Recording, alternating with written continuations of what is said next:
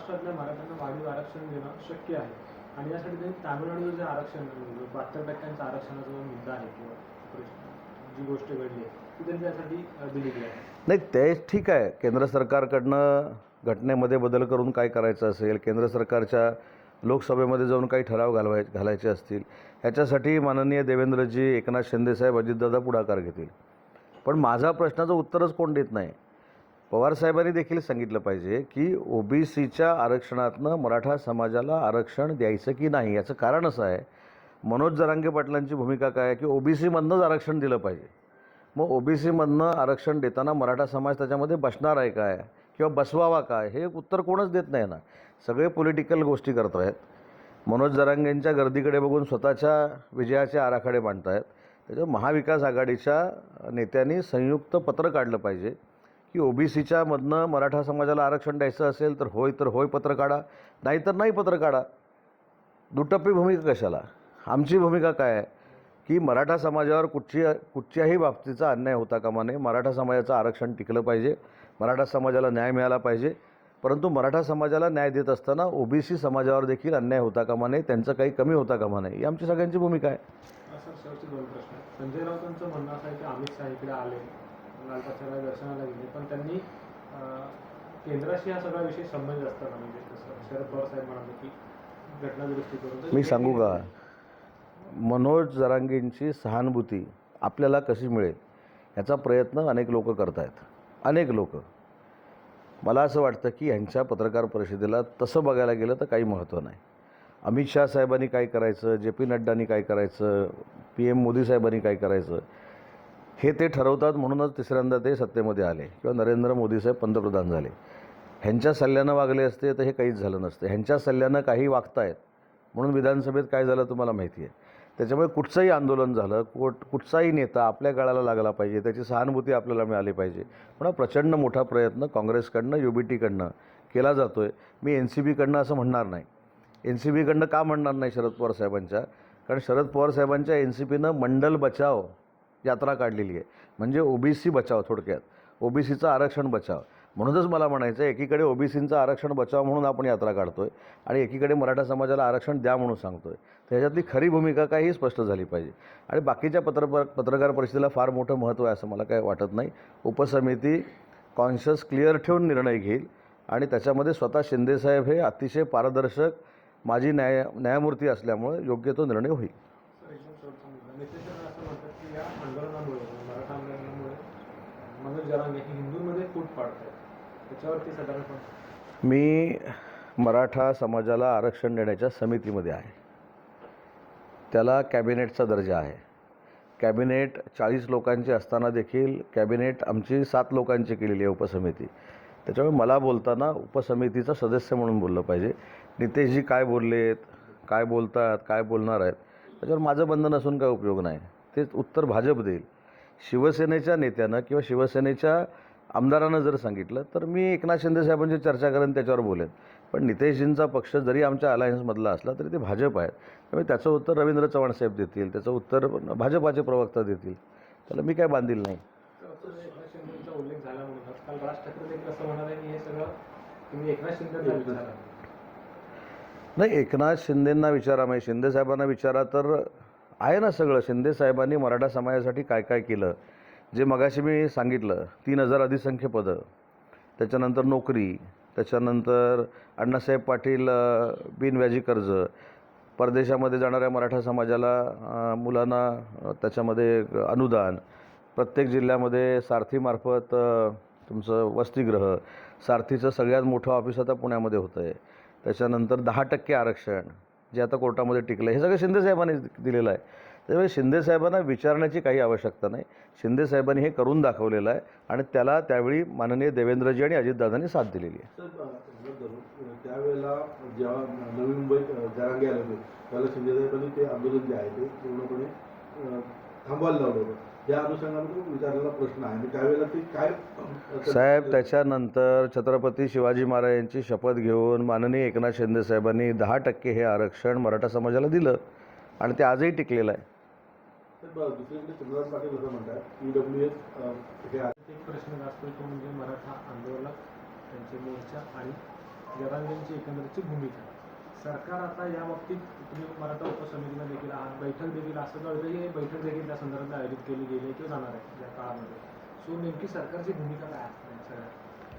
काल देखील जी शिंदे समिती आहे आणि ज्या शिंदे समितीचे अध्यक्ष माजी न्यायमूर्ती शिंदे साहेब आहेत, त्यांच्या अध्यक्षतेखाली आमची एक उपसमितीची बैठक पार पडली. त्याच्यामध्ये जी काही सकारात्मक चर्चा झाली ती स्वतः शिंदे साहेबांनी मनोज जरांगे पाटलांना सांगितली. आता आम्ही रत्नागिरीत असल्यामुळं ऑनलाईन समितीच्या बैठकीला उपस्थित राहणार आहे, पण आता देखील 11 वाजता ती बैठक आहे. त्याच्यामुळे सकारात्मक मागण्यांचा विचार करण्यासाठी शासन कटिबद्ध आहे, हे अनेक वेळा आपण सांगितलेलं आहे. पण कालचा आपण जर दिवसभराचा आंदोलनामधला जर प्रकार बघितला तर मनोज जरांगे साहेबांच्या आंदोलनाचा उपयोग अनेक लोक मतासाठी करायला लागलेले आहेत. उदाहरणार्थ काल UBTच्या पक्षप्रमुखांनी त्यांच्याशी चर्चा केली.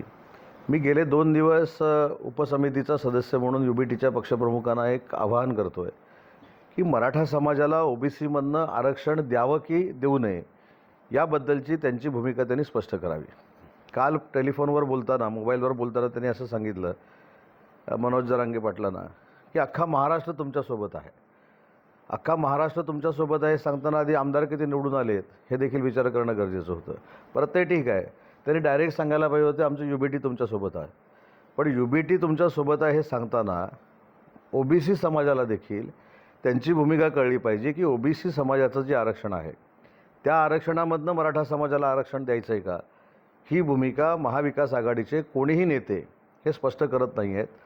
आणि माझी मनोजजींना विनंती आहे की भविष्याच्या आंदोलनाच्या कालावधीमध्ये या सगळ्या नेते मंडळींना एकच प्रश्न विचारावा की OBCमधनं मराठा समाजाला आरक्षण द्यायचं आहे का, नंबर 1.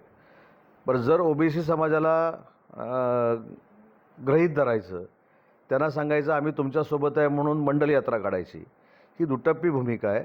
आणि मनोजजींच्या गर्दीवर अनेक लोक स्वतःच्या मताचा आकडा ठरवत आहेत आणि हे मनोजजींना देखील काल कळायला लागलं असेल. मनोजजींनी देखील या सगळ्या मंडळींना विचारलं पाहिजे की तुमची भूमिका मराठाच्या आरक्षणासंदर्भातली काय आहे. बरं, UBTचे काही लोक एकनाथ शिंदे साहेबांच्या छत्रपती शिवाजी महाराजांच्या शपथेचा उल्लेख करतात. कदाचित एकतर ते तुमचे चॅनल बघत नाहीत, त्यांनी विधानसभेचं अधिवेशन बघितलेलं नाही.